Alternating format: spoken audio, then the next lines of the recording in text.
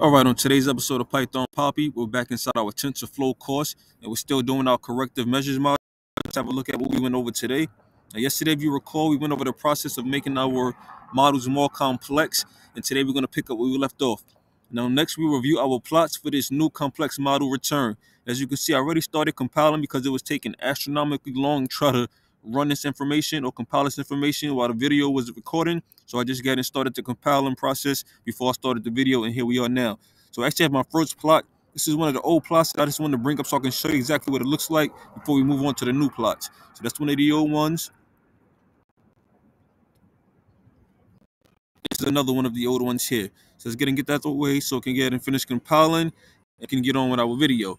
So we will do that by running these functions again. This plt.plot history.history loss. And I'll show you what it looks like over in our data preparation file so you can see exactly where we ran it at and how we ran it. That's this here, this plot. And again, it's the same plot system that we ran up above here. The only difference is the location. But it's just the same as the one below. It's just this information is picking up and plotting a different model than what we have now. This is picking up our old model before we made it complex. And this one below is picking up the new complex model. And that goes for the same with the root mean squared error plot that we're going to do right after. So yeah, don't get confused. It's the same exact plots. We're just plotting new information, and that all depends on where we place it inside of our code. So that's that. So let's get back here. Let's watching this. Go ahead and compile. And as you can see, we have a totally different plot now, thanks to the complexity of our model. We were able to drastically or dramatically cut down on the underfitting. And I can show you that once everything finished compiling. Our training data value dropped from about 160,000 to around 40,000. And again, this number is subject to change, which it is going to most likely change because it's only a prediction. It's not a guarantee.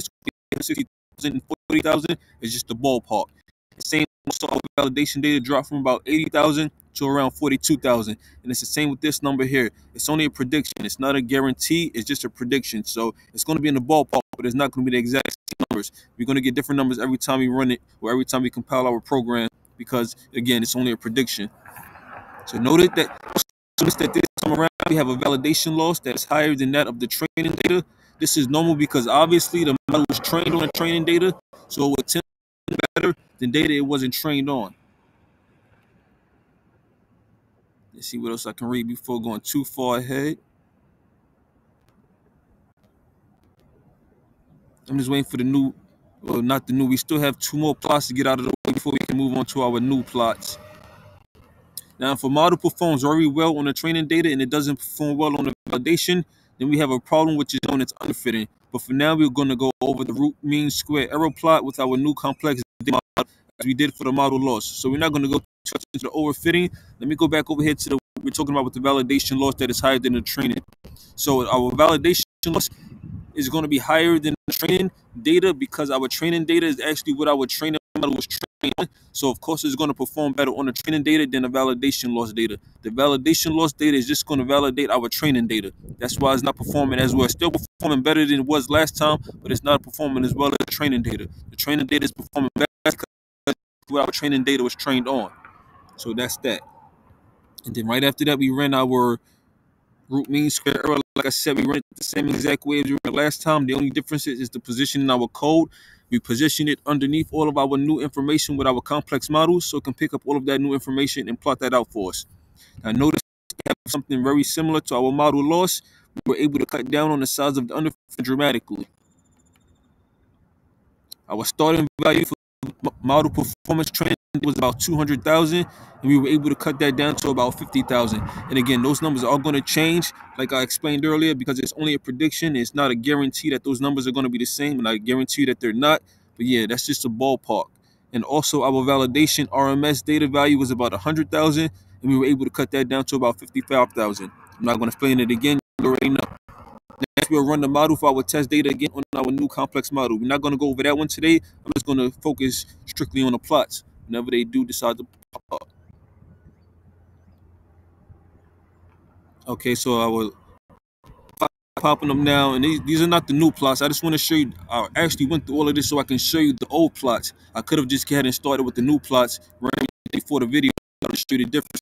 So this is another set of old plots here. You can see the gaps. Look at the underfitting going on. Look at the training data. Look at the validation data.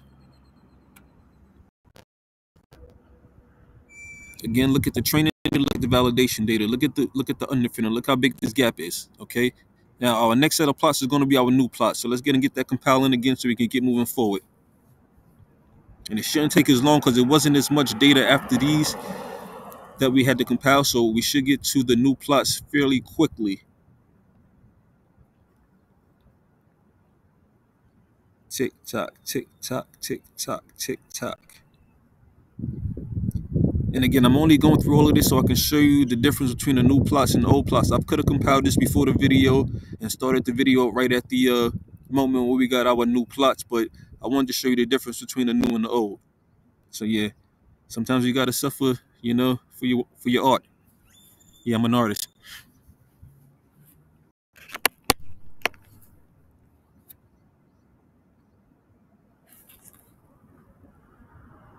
And it shouldn't take as long. We're almost halfway there.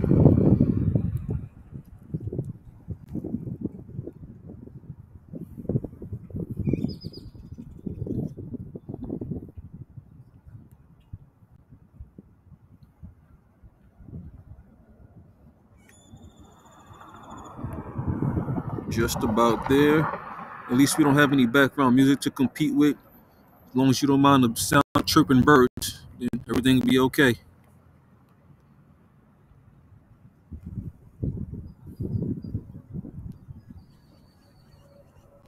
Okay, so here's our first new plot. Here's the model loss plot here.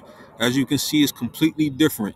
You see this here? Now our two numbers are actually side by side. There is no underfitting. You can see that they're performing side by side. And let me go back up to the first explanation so I can break that down for you. Where's the first plot at? So you can see the first one dropped from 160,000 to around 40,000. This one is. So this one is about 170,000 almost, and we have it dropped down to about 50,000. So yeah, it's all in the same ballpark. You can see the drastic difference. The lines are no longer underfitting. There is no big gap between the numbers. They're actually performing side by side now, as you can see. So this is the training data is the blue line, and the validation is the orange line. As you can see, the training data is training underneath the validation line, which is what we want. It should be. And you can see it's performing better than the validation data. So you can see the orange line is actually trending higher than the blue line. That was our model loss. Let's do the next one for the model performance, the RMSE.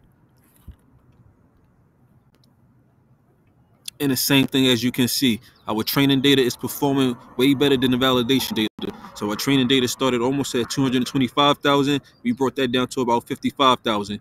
As you can see in the validation data started about 125,000. We brought that down to about 60,000. So you can see making our model more complex drastically improved our model performance on both charts. And yeah, everything looks like it's going pretty smoothly right now. Again, let me get this closed out so we can let this model finally compile up to the end and get on out the way.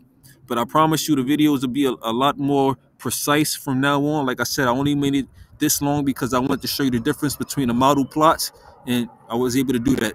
But yeah, again, I'm going to keep you guys posted every step of the way. This is the Python Papi. You guys stay Gucci.